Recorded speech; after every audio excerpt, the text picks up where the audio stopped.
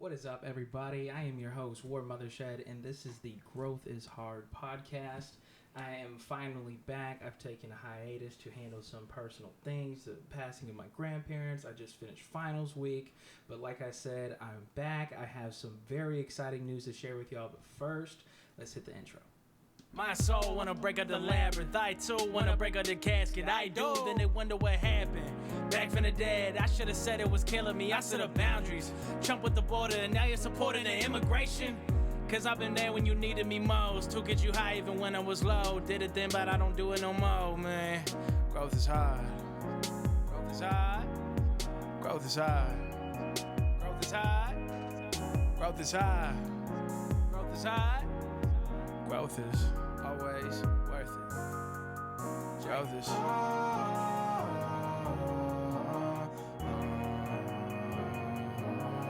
growth is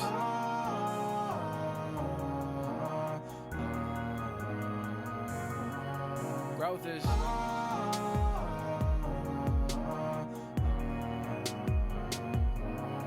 growth is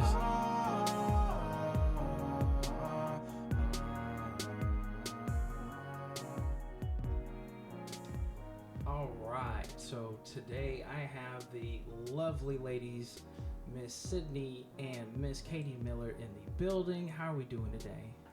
We're here. Doing all right. Doing alright? Well, I wanted to update not only the community but everybody on my bit of a hiatus as far as, my grandma passing away, the birthday party. I just finished finals week, so literally it was 2 weeks ago. I finished my finals. I'm like 2 steps away from getting my associates. I'm real excited about that. And Sunday I go see my grandma, and there's just something. It was a dream. It was in the air. I just knew something was going to be different about today. And luckily, by the time we had gotten there, we spent a couple hours up there, and she passed away.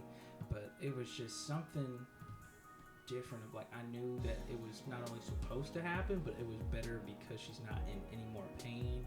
She's in a better place. She's with her friends, her other family members that have passed along the way.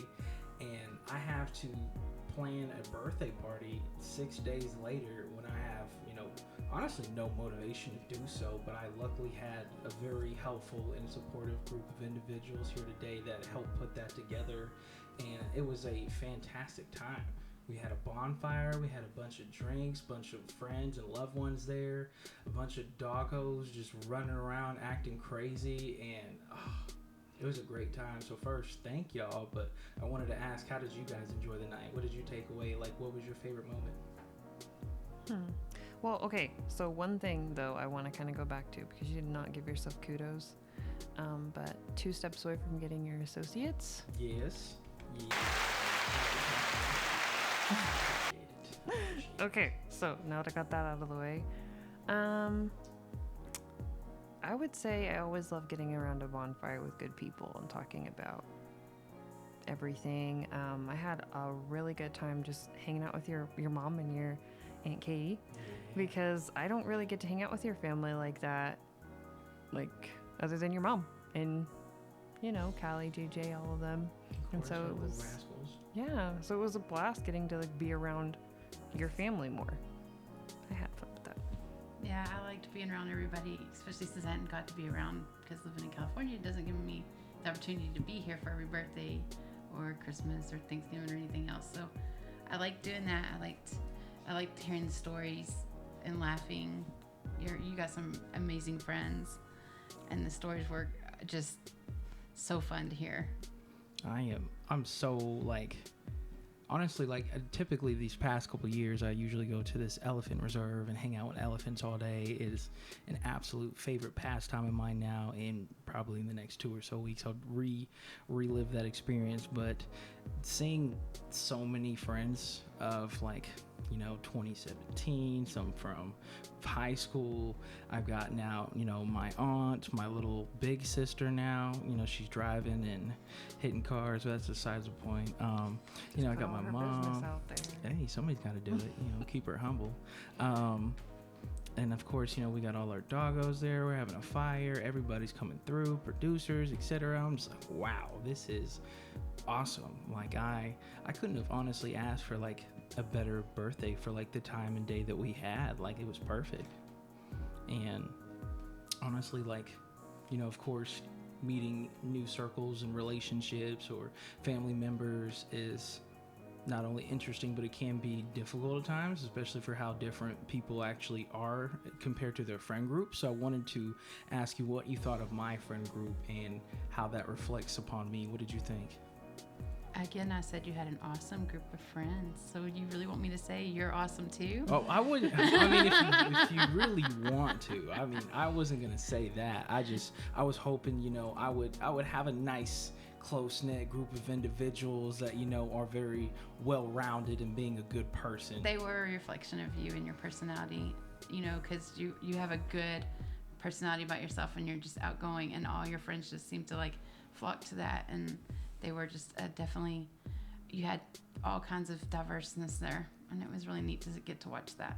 It was beautiful. I mean, you finally got to meet some more friends that, you know, you haven't got to meet before. A couple, you know, reoccurring faces. What did you think? I mean, I obviously really like your friends. I've told you before, and it kind of sounds bad when I say it, but like, you have good white friends. Like, I don't know how to say that without it sounding bad, but there are just certain times, you know, living as a woman of color in America, where sometimes you can be around people that are lighter than you are, and it just is awkward for no reason. And I can say thankfully that being around your immediate family and also around your friends, I have been able to be around other people that are paler complected than I am, and it not be something that's awkward. Like, they just feel comfortable coming up and talking to me and just being kind and being genuine and not being like, oh, I'm scared of like whatever you're gonna do or whatever you're gonna say.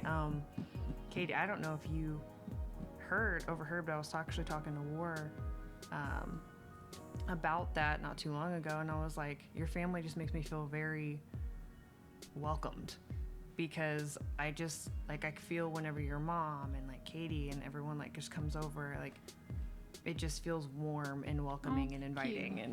And You know, I gotta say, if it had to be anybody, you know, Katy and her, you said seven kids, like, they will not only welcome you with warm arms, but they will rush you, ask you to play dolls, ask you to come run outside with them, ride bikes, a number of things in between. But from early on, it's just, you know, looking back at like friend groups that you have growing up, whether it's high school, college, you know, work life, looking back to like the friend groups that you had growing up versus what you have now, what would you say to people that, you know, are going through that same like generational phase of growing out of high school, growing out of college, moving to a new job, of friends? Like, I know a lot of people are worried about losing people along the way. What would you say about that?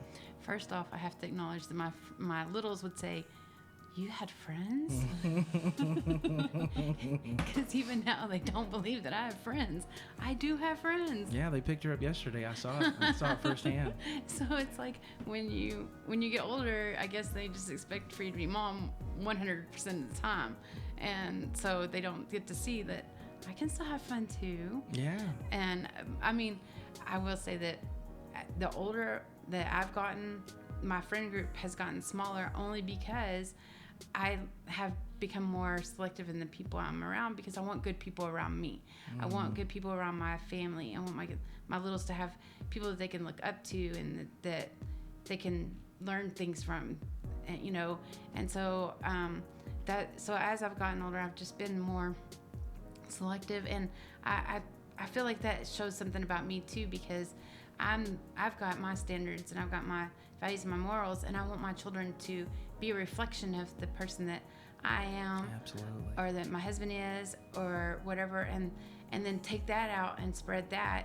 And so I think that by having the good friends, I mean, I have an amazing group of friends that are around, you know, not necessarily 24/7 like my littles think that their friends need to be, or that they need to be with their friends 24/7. I remember those days. Yeah. So, but you know, when you have a good core group of friends that whether you be able to call on them or they can call on you, or you know, you can spend time with, or just even if you haven't talked to them in a while, but you just pick up the phone or you meet them for a drink and you can just pick up right where you left off, then you know your life has really meant something to someone else, and that person can see that they have meant something to you.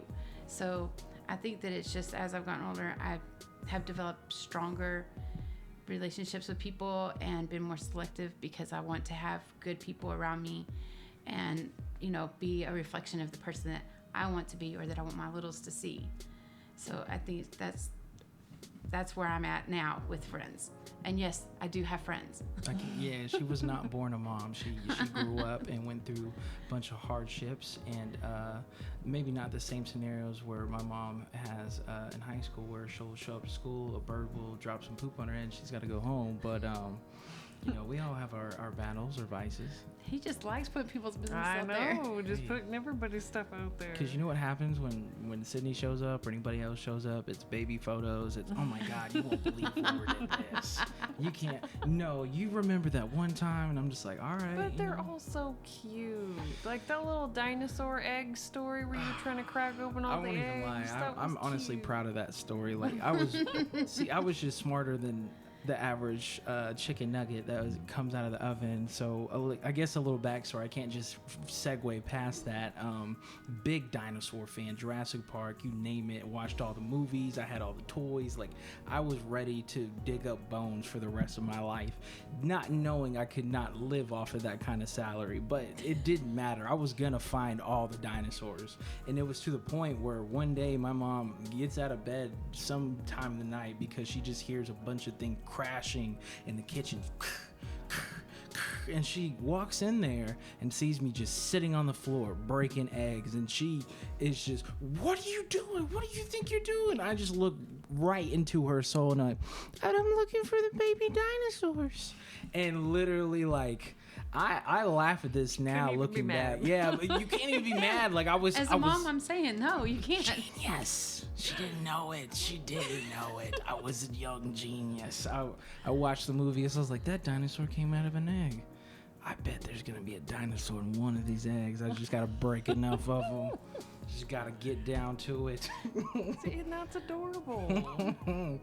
I mean, it may be, but I mean, some people might find, you know, other stories embarrassing. Like, come on, Mom. So, you know, if I can throw a little embarrassing story of mine, I feel like I can throw an embarrassing story. But other than that, literally, we now have a phenomenal announcement to make. Not only am I getting to perform my first show in almost 3 years now, because I have not really been able to perform since my tour in Seattle back in 2019, because COVID hit. You know, the world took a complete pause for 2 years, and even still is in other places. But in Tulsa, Oklahoma, on March 27th, we will be performing at the Gypsy Coffee House. It's going to be me, Nia Monet, we got Levi, of course, our man Sila hosting the event, and I am just so excited to show you what I've been working on and further going into details about what I have planned, the stories that I'm now going to be covering and sharing with y'all, and really getting to show you like the new person that I'm not only becoming but have became over these past couple years. Because even just getting out and seeing some friends now, and I have this, you know, I have a back brace, I've got this cane, and they're like, yo, what happened? I'm like, you know, funny story. I was working, a gun safe fell on me, and I had to learn to walk again. They're like, no way, that is crazy. And I'm like, I wish I could make it up. I wish it was made up, but it is sadly the truth. But I'm making it my truth, and I'm making the most of it. And with that, I'm also announcing that I am releasing a new single with the one and only Nia Monet. She is a absolute goddess in the Oklahoma City scene. She has a phenomenal R&B voice, and literally she makes this song so much better. Like, if I was like referring to a pizza, she is absolutely the sauce. Like, I cannot express how thankful I am to be able to work with her, to be able to get to perform with her, and even more excited to announce. So we've been working on this for a minute, and we're finally going to get to put it out. I actually wanted to play a sample of it for you to get you guys to judge it. So if you could let me know what you think of this little snippet, give me your thoughts and opinions on it. Till you climax, don't leave me waiting at the door, man, no. Leave your shoes at the door. Me knows where we're going. Tell me that you want it more. I'll reconsider by exploring.